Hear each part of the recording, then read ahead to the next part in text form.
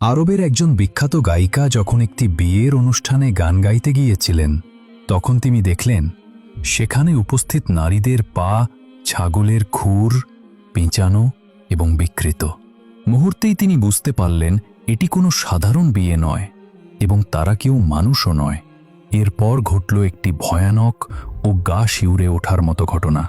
সেই রাতে তার সঙ্গে ঠিক কী ঘটেছিল, যে ঘটনা পরে সারা বিশ্বে ছড়িয়ে পড়েছিল, এটি ছিল এক সত্য ঘটনা। তাহলে থাকুন এই ভিডিওর শেষ পর্যন্ত। কুয়েতের এক নারী, নাম নোরা।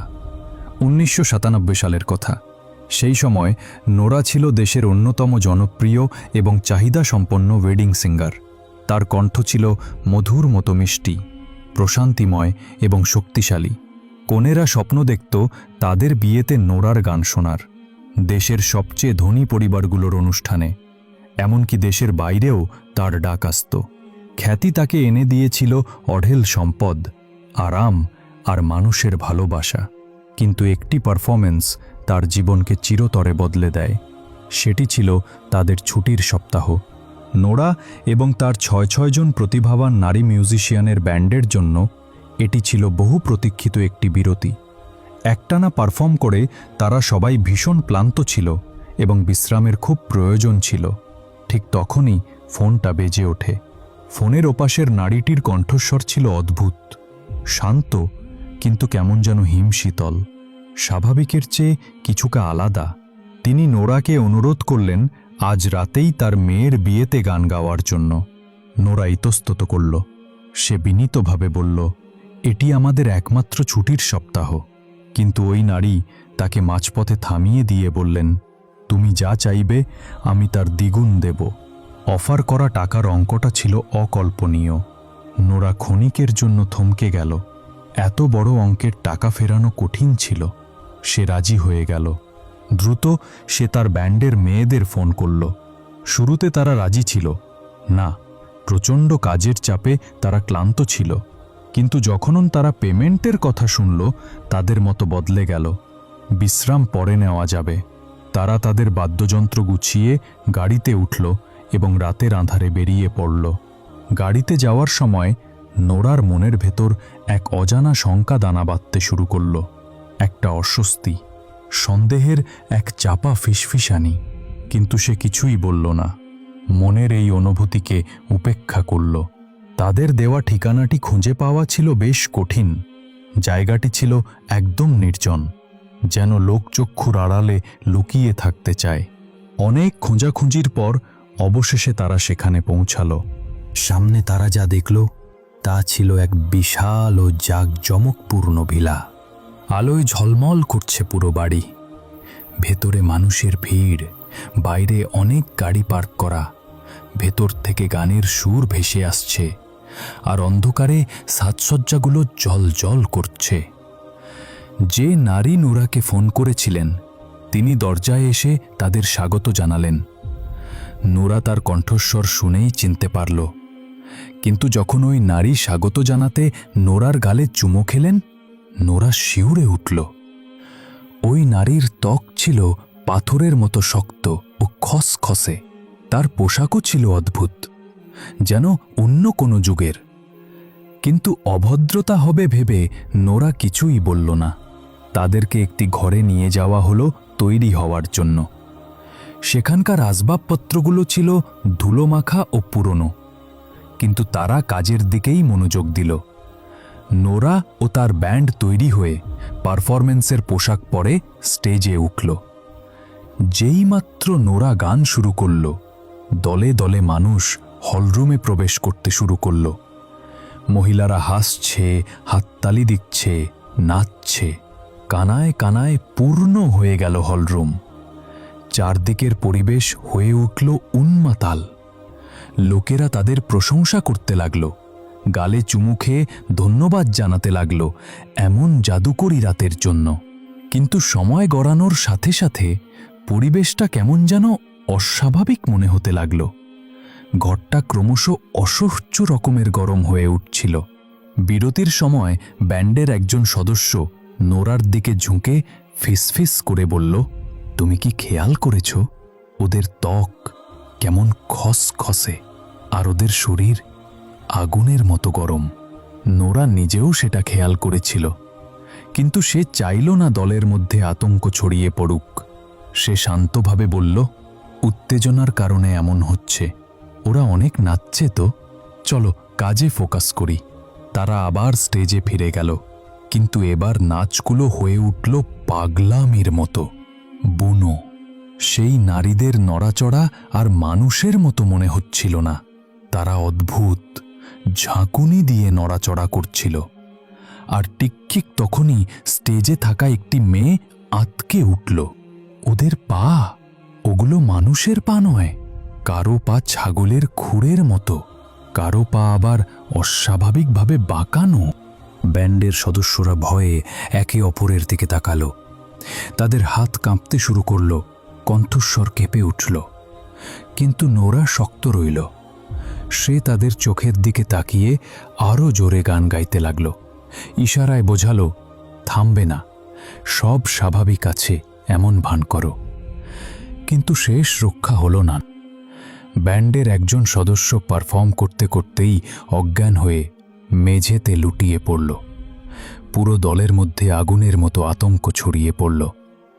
নোরা ছুটে গেল তার কাছে, বুক ধরফর করছে, তবুও ভয় লুকানোর চেষ্টা করল। কেউ কিছু বুঝে ওঠার আগেই সেই অদ্ভুত নারীদের একজন এগিয়ে এসে অস্বাভাবিক শান্ত কণ্ঠে জিজ্ঞেস করল, ওহ, ওর কি হয়েছে? নোরা জোর করে মুখে হাসি ফোটাল। দ্রুত উত্তর দিল, ও শুধু একটু ক্লান্ত। গত কয়েক সপ্তাহ আমরা টানা পারফর্ম করেছি। আমাকে ওকে একটু বিশ্রাম নিতে দিন, একটু পানি খাওয়াতে হবে। ব্যান্ডের আরেকজনকে সাথে নিয়ে নোরা অজ্ঞান মেয়েটিকে সেই বিশ্রাম কক্ষে নিয়ে গেল। দরজা বন্ধ করার সাথে সাথেই মেয়েটি চমকে জেগে উঠল। তার চেহারা ফ্যাকাশে, চোখে মুখে আতঙ্ক। সে হাঁপাতে হাঁপাতে বলল, তোমরা কি ওদের পা দেখেছ? ওগুলো কি? ওগুলো তো মানুষ নয়। নোরা অন্যদের দিকে তাকালো। এতক্ষণ ধরে চেপে রাখা ভয়টা এবার কিছুটা বেরিয়ে এলো। ফিসফিস করে সে বলল, আমিও দেখেছি। আমি কিছু বলতে চাইনি, কিন্তু এখন আমি নিশ্চিত আমরা কোনো জিনের বিয়েতে এসেছি। ঘর জুড়ে নেমে এলো পিনপতন নীরবতা। নোরা আবার বলল, আমরা এখন পালাতে পারবো না। যদি আমরা ভয় দেখাই বা পালানোর চেষ্টা করি, ওরা আমাদের ক্ষতি করতে পারে। আমাদের শান্ত থাকতে হবে। ভোর পর্যন্ত এমন ভাব করতে হবে যেন সব ঠিক আছে। তারপর ইনশাআল্লাহ আমরা নিরাপদে চলে যাব। তার কথাগুলো ভয়ঙ্কর হলেও একটা দিশা দিল। সবাই একমত হল। তাদের আর কোনো উপায় ছিল না। তারা চোখের পানি মুছে শ্বাস স্বাভাবিক করে আবার স্টেজে ফিরে গেল। একের পর এক গান গেয়ে চলল তারা, অথচ ভেতরে ভেতরে তাদের আত্মা ভয়ে চিৎকার করছিল। নাচ আরও হিংস্র হয়ে উঠল। অতিথিরা অস্বাভাবিক ভঙ্গিতে ঘুরছিল আর লাফাচ্ছিল। তাদের অঙ্গ প্রত্যঙ্গ মটকাচ্ছিল, চোখগুলো ছিল হিংস্র। নোরা নিজেকে জোর করে গান গাইয়ে নিয়ে যাচ্ছিল। সে অনুভব করতে পারছিল কেউ তাকে দেখছে, কোনো এক অন্ধকার ও প্রাচীন সত্তা। তারপর আবার সেই ঘটনা ঘটল। ব্যান্ডের আরেক সদস্য আর সহ্য করতে না পেরে চিৎকার করে উঠল। মুহূর্তের মধ্যে নাচ থেমে গেল। পুরো ঘর নিস্তব্ধ হয়ে গেল। শত শত মুখ স্টেজের দিকে ঘুরে তাকালো। তাদের চোখগুলো মৃদু জ্বলজ্বল করছিল। মুখের হাসি মিলিয়ে গেল। নোরা জমে গেল।